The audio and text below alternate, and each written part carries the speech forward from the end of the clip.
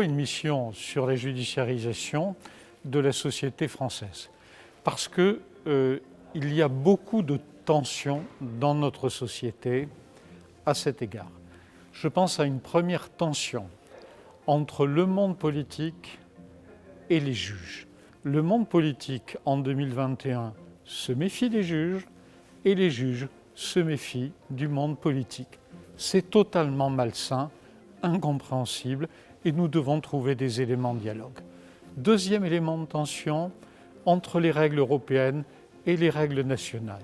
Nos concitoyens ne comprennent pas toujours où est la décision, comment fonctionne la primauté du droit européen, comment elle fonctionne en matière constitutionnelle.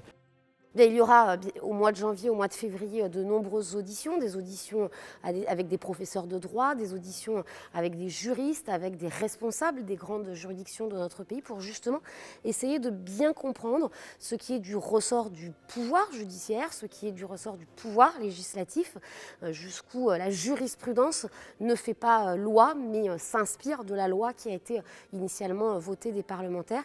Et puis nous aurons la possibilité d'avoir des déplacements, notamment auprès de l'Union européenne, pour travailler sur ces enjeux de juridiction européenne et du rapport avec le droit français, avec la loi française.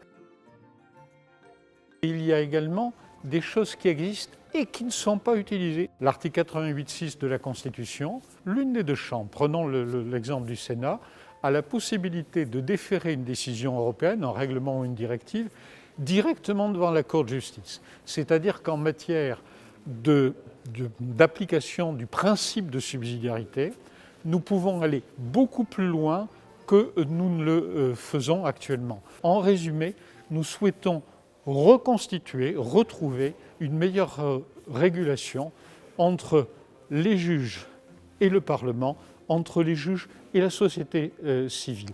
Les uns et les autres ne peuvent pas prétendre s'ignorer et être dans deux mondes différents.